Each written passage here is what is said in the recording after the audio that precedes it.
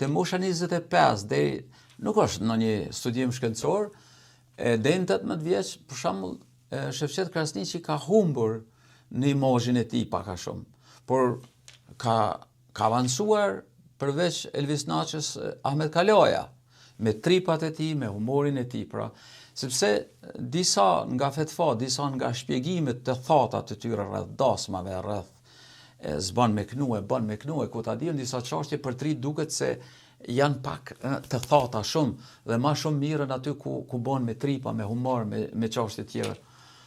Kjo është edhe suksesi edhe në perëndim pra i gjeneratave. Gjen metoda për tu adaptuar, për tu përshtatur me modelin e tyre që sipas modelit tyre ta akceptojnë. Po ata kanë një fuqi logjistike në fushën e informatikës, në të gjitha fushat shumë më. Edhe në atë të bamirësisë që është mjaft e përhapur në Kosovë. Ajo është kryesorja.